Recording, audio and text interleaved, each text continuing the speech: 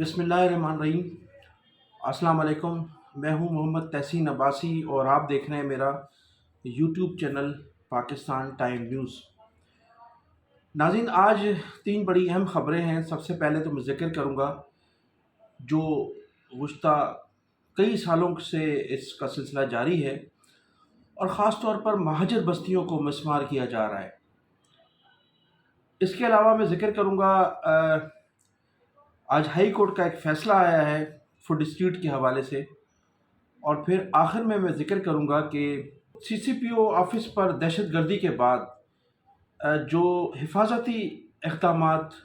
ہو رہے ہیں اس میں آج تھوڑی سی ڈیولپمنٹ ہوئی ہے، اس کے حوالے سے بھی میں ذکر کروں گا۔ تو ناظرین، سب سے پہلے میں ذکر کروں گا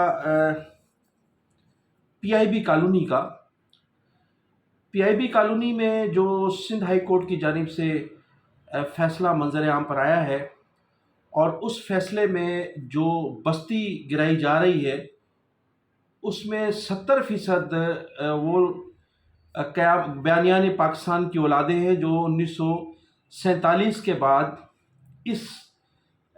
پی آئی بی کالونی میں آ کر آباد ہوئی تھیں۔ اچھا، یہ جو بستی ہے پیر الہی بخش کالونی، پیر الہی بخش کالونی سابق وزیر اعلیٰ سندھ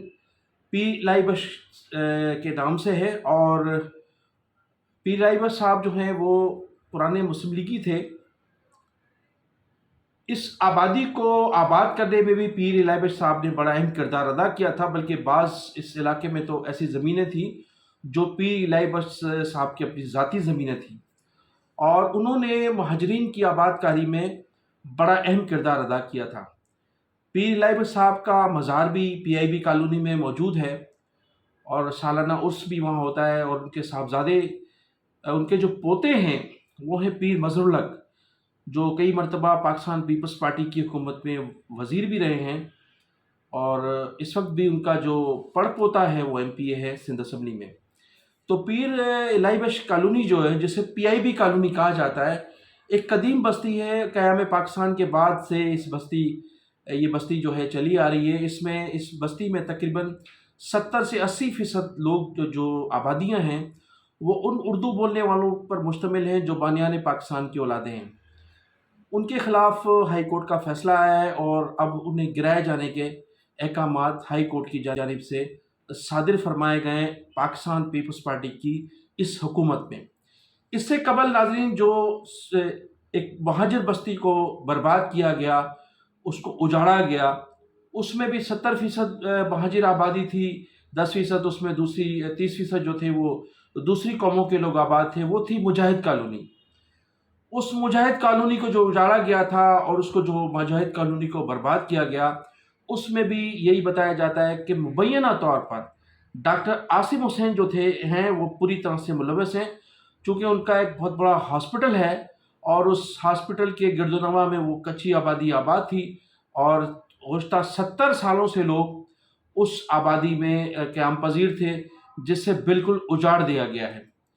پھر اس سے قبل آپ چلیں ماضی میں اور پیچھے چلیں تو ہمارا جو گارڈن گرد گرد جو دکانیں بنی ہوئی تھی، 400 سے زیادہ جو دکانیں تھیں، ان کو گرا دیا گیا۔ اس میں 90% جو دکانیں تھیں وہ سب اردو بولنے والے مہاجروں کی تھی۔ پھر آپ چلیں علادین پارک کو جو اجاڑ دیا گیا، وہاں بھی اکثریت جو تھی وہ اردو بولنے والے ان مہاجروں کی تھی جو بانیان پاکستان کی اولاد تھی۔ یہ تمام جو اگرچہ یہ زمینیں تو پاکستان بننے سے پہلے ہی جو تھی وہ سندھ کی ملکیت ہیں، لیکن جب پاکستان کا قیام عمل میں آیا تو پیر الہی بخش صاحب نے بڑھ چڑھ کر حصہ لیا مہاجرین کی آباد کاری میں، اور انہوں نے اگرچہ اس وقت سرکاری زمینیں بھی دی گئیں مہاجرین کو، لیکن پیر الہی بخش صاحب نے اپنی ذاتی زمینیں بھی لوگوں کو دی، اور وہاں بڑے شاندار طریقے سے ان کو آباد کیا تھا۔ 70 سال سے یہ آبادیاں موجود ہیں، لیکن مسلسل ہائی کورٹ کی جانب سے جو آرڈر جاری کیے گئے، اس کے بعد ان کو جو ہے اجاڑ دیا گیا بہت سی آبادیوں کو۔ لیکن پاکستان پیپلز پارٹی کی حکومت جو ہمیشہ روٹی اور کپڑا مکان کا دعویٰ کرتی چلی آئی ہے، انہوں نے ان آبادیوں کو جو اجاڑی جا رہی تھی روکنے میں کوئی کردار ادا نہیں کیا۔ اگر کوئی کردار ادا کیا تو ایک نیسلا ٹاور تھا، اس نیسلا ٹاور کو روکنے کے لیے سندھ اسمبلی میں قانون سازی کی بھی کوشش کی گئی،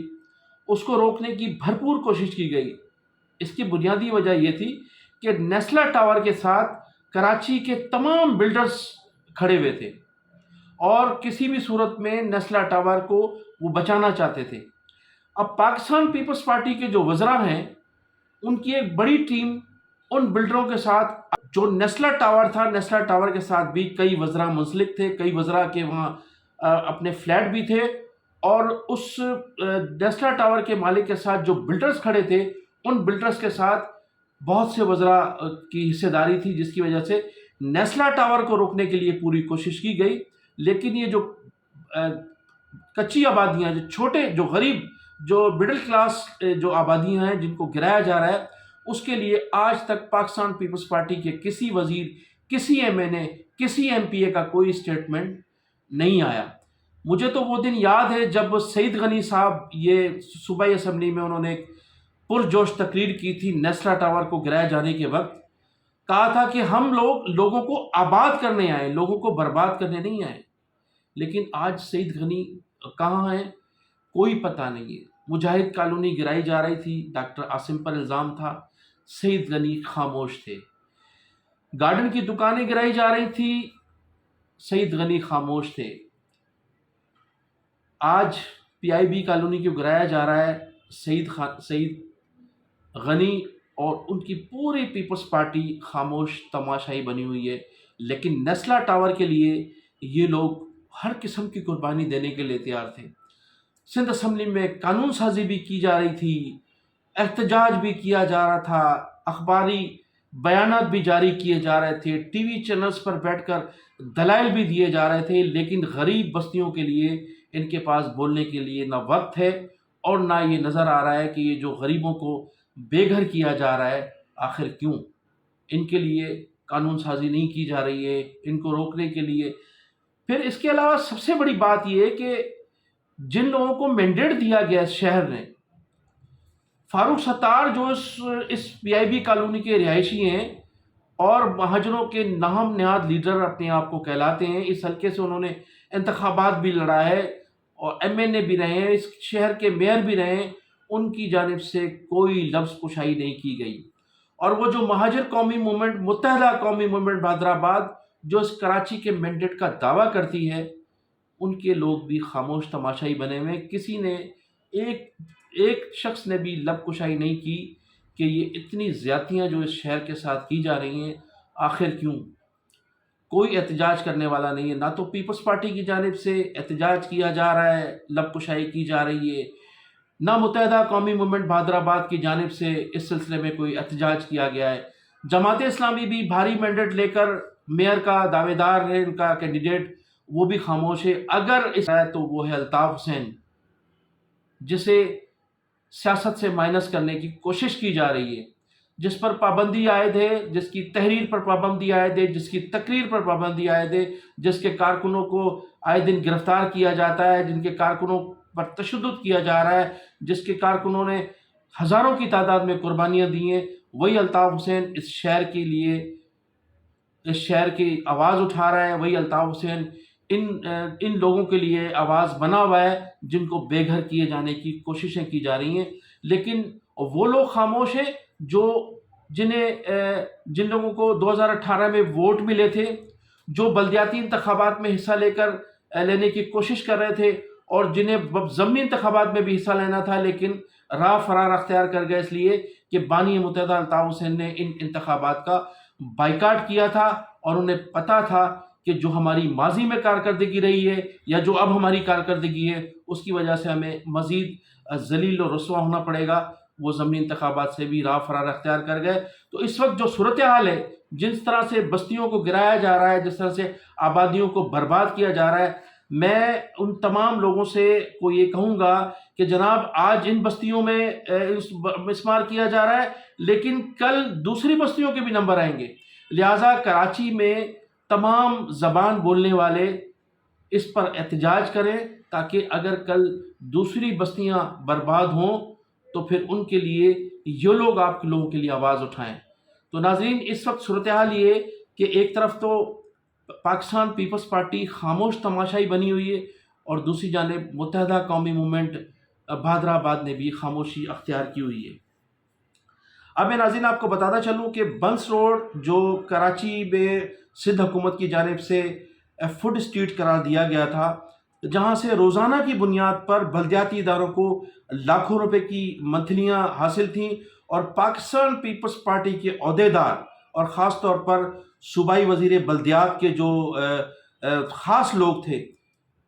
ان لوگوں کے ٹھیے لگے ہوئے تھے، ان لوگوں کے بھتے اس بنس روڈ سے جاری تھے اور پارکنگ کے نام پر لاکھوں روپیہ منتھلی یہاں کمائی جا رہی تھی۔ اس کو ہائی کورٹ نے اس کے خلاف فیصلہ دیتے ہوئے احکامات صادر فرمائے کہ بنس روڈ فوڈ اسٹریٹ کا خاتمہ کیا جائے اور یہ جو روڈ شام کو بنس روڈ بند کر دیا جاتا ہے اس کو فوری طور پر کھول دیا جائے۔ پھر ناظرین آج تیسری خبر یہ ہے کہ گزشتہ 2 روز قبل Shahzad Arain Sindh building control authority کا کرتا دھرتا جو اس وقت غیر قانونی تعمیرات کا ماسٹر مائنڈ ہے، اس کو ہمارے اداروں نے 2 روز قبل رات اٹھا لیا تھا، لیکن اٹھانے کے فوری بعد ہی چند گھنٹوں کے بعد انہیں رہا کر دیا گیا۔ گرفتاری اور رہائی، جس طرح سے گرفتاری عمل میں لائی گئی اسی طرح سے رہائی بھی عمل میں آئی۔ زبردستی انہیں اٹھا کر لے جایا گیا تھا اور جس طرح سے انہیں اٹھایا گیا محسوس یہ ہوتا تھا کہ وہ کئی مہینوں تک شاید واپس نہ آ سکیں۔ جس طرح سے متحدہ قومی موومنٹ کے لوگ کارکنوں کو اٹھایا جاتا ہے یا ان کے کارکنان سے وابستہ افسروں کو اٹھایا جاتا ہے، وہ کئی مہینوں تک غائب رہتے ہیں اور بعض لوگ تو مسنگ پرسنز کہلاتے ہیں پھر آگے چل کر، لیکن شہزاد ارائیں کو چند گھنٹوں بعد ہی چھوڑ دیا گیا۔ اب بتایا جاتا ہے کہ چونکہ وہ صوبائی وزیر بلدیات سید ناصر حسین شاہ صاحب کے فرنٹ مین تھے، انہوں نے بھرپور کردار ادا کیا، چند گھنٹوں میں ہی اعلیٰ حکام سے ان کے رابطے تھے اور رابطے کرنے کے بعد انہیں جو ہے فوری طور پر چھوڑ دیا گیا۔ شہزاد ارائیں اس وقت سونے کی چڑیا ہیں اور پورا سندھ بلڈنگ کنٹرول اتھارٹی کے جو معاملات ہیں، جو غیر قانونی تعمیرات کے معاملات ہیں، وہ ان کے سپرد ہیں، جہاں مبینہ طور پر روزانہ کی بنیاد پر کروڑوں روپے کی ریکوری بتائی جاتی ہے۔ اور آپ کو یہ بھی بتاتا چلوں ناظرین کہ جو قومی اسمبلی میں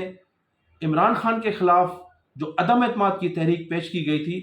اس میں جو مبینہ طور پر ایم این ایز کو خریدا گیا تھا، وہ تمام پیسہ بھی سندھ بلڈنگ کنٹرول اتھارٹی کا ہی تھا، اور وہاں جس طرح سے سندھ کے پیسے کو جو ہے استعمال کیا گیا، مس یوز کیا گیا، وہ بھی سب نے دیکھا۔ تمام ہمارے اداروں کو بھی پتہ ہے، ہمارے صحافیوں کو بھی پتہ ہے۔ یہ تمام ایک سونے کا انڈا دینے والی یہ ایک ادارہ ہے، اور اس ادارے کے اس شخص کو جب اٹھایا تھا تو چند گھنٹوں کے بعد ریلیز ہو گیا۔ فرق آپ کے سامنے ہے۔ اگر یہی شہزاد ارائیں کا تعلق اگر متحدہ قومی موومنٹ سے ہوتا اور الطاف حسین اس کا لیڈر ہوتا تو پھر یہ کئی مہینوں کے بعد جو ہے وہ گھر واپس آتا۔ تو میں انہی الفاظ کے ساتھ آپ سے اجازت چاہوں گا۔ السلام علیکم۔ پاکستان زندہ باد۔